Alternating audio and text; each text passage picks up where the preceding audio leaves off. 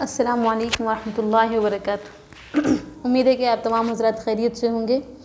गुज़िश्ता सबक हमने तख्ती नंबर 13 तजदीद का बयान पढ़ा था, ठीक है।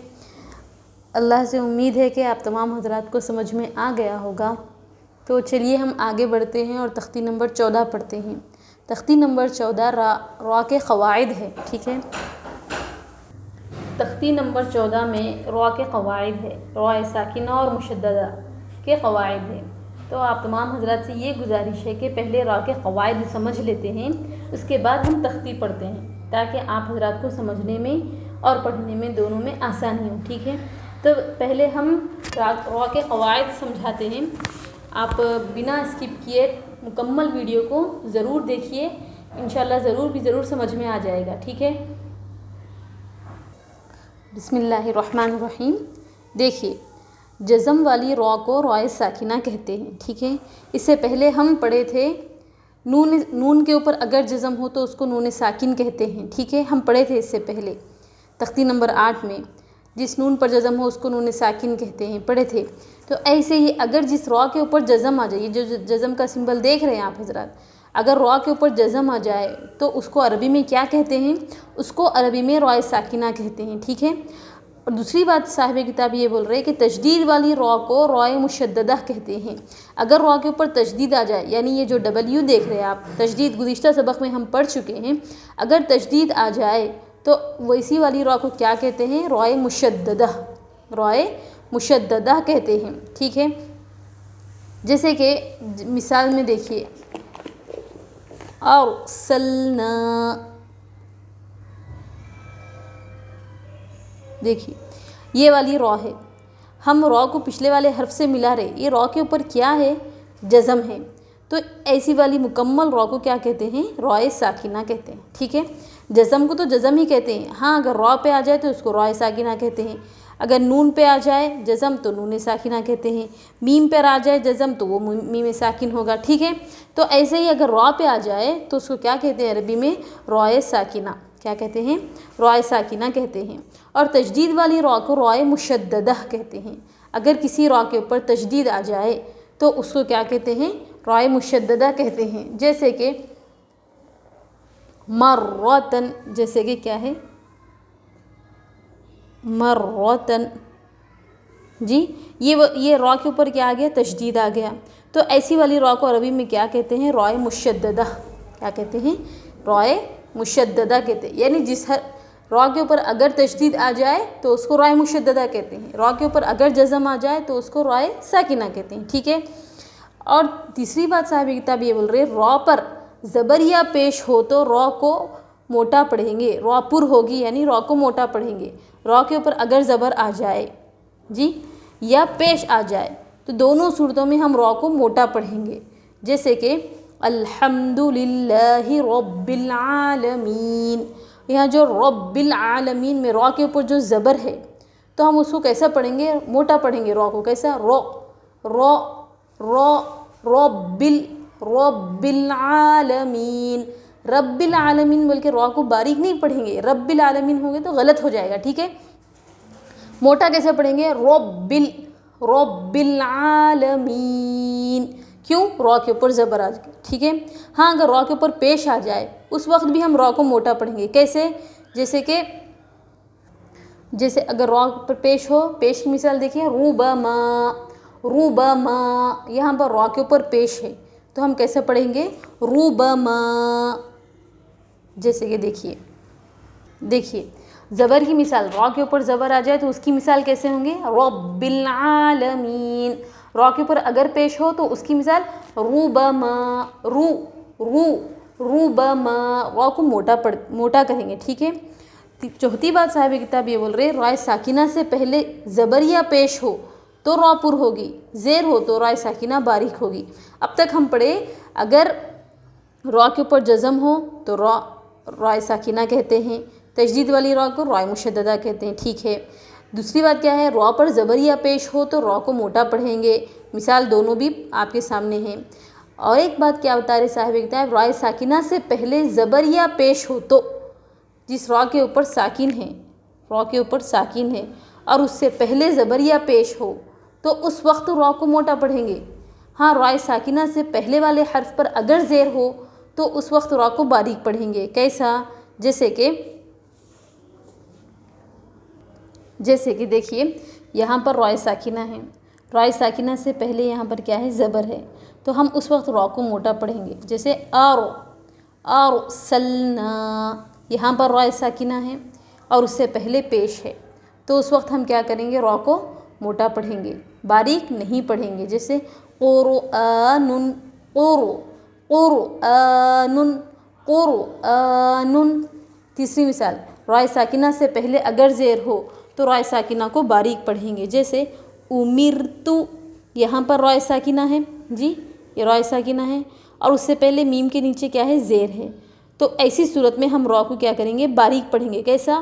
امرتو، امرتو، امرتو بول کے ہم را کو موٹا نہیں پڑھیں گے. امرتو، را کو باریک پڑھیں گے، رائے ساکنہ کو باریک پڑھیں گے. صاحب کتاب یہی سمجھا رہے ہیں کہ اگر جزم والی را کو رائے ساکنہ کہتے ہیں اور تشدید والی را کو رائے مشددہ کہتے ہیں.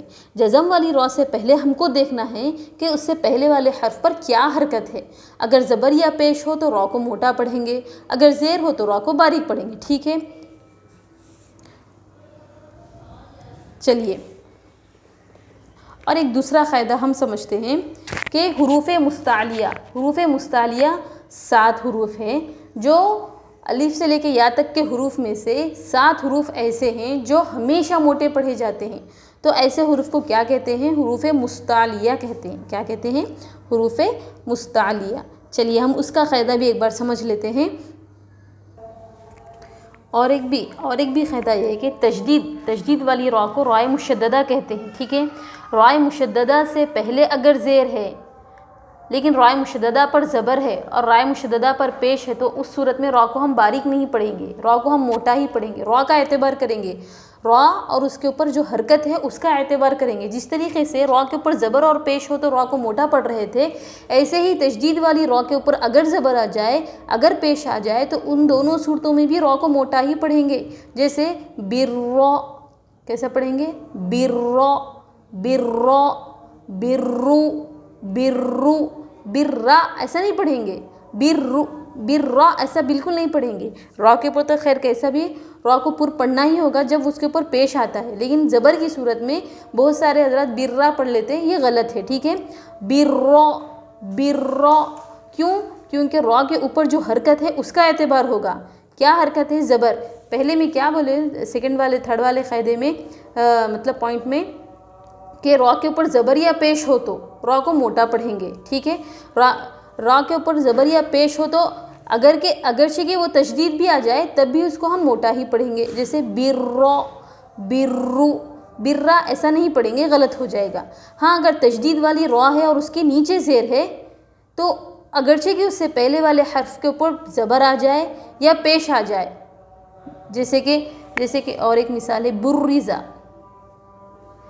برز. جی رائے مشددہ ہے اور اس سے پہلے پیش ہے، رائے مشددہ ہے اور اس سے پہلے زبر ہے، لیکن ہم را کے اوپر جو حرکت ہے اس کا اعتبار کریں گے. حرکت کسے کہتے ہیں؟ زبر زیر پیش کو حرکات کہتے ہیں. تو حرکت کے اوپر حرکت جو ہے اس کا اعتبار کریں گے. کیوں؟ را کے نیچے یہاں زیر ہے، یہاں زیر ہے، تو دونوں صورتوں میں کیا کریں گے؟ ہم را کو باریک ہی پڑھیں گے. کیسا؟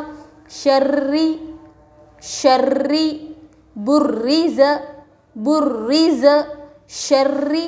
ہم ایسا نہیں پڑھیں گے شرری، اس طریقے سے پڑھیں تو غلط ہو جائے گا. ٹھیک ہے، برز اس طریقے سے پڑھیں تو غلط آ جائے گا. برز، را کو باریک پڑھیں گے. کیوں؟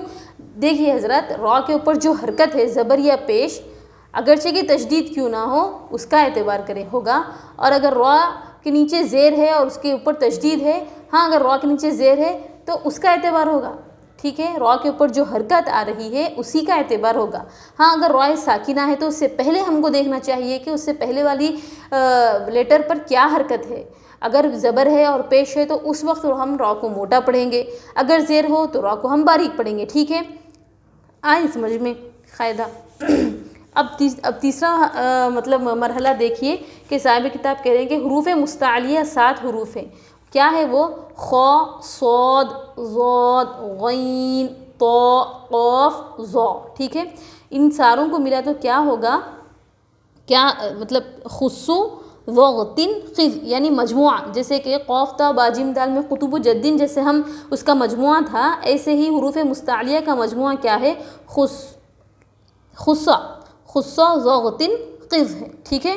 دیکھیے خا صاد ضاد غین طا قاف ظا، ٹھیک ہے، اگر یہ حروف آ جائے را کے بعد اگر یہ حروف آ جائے اور اس سے پہلے رائے ساکنہ سے پہلے اگرچہ کہ زیر ہی کیوں نہ ہو، یہ حروف آنے کی وجہ سے ہم رائے ساکنہ کو موٹا پڑھیں گے۔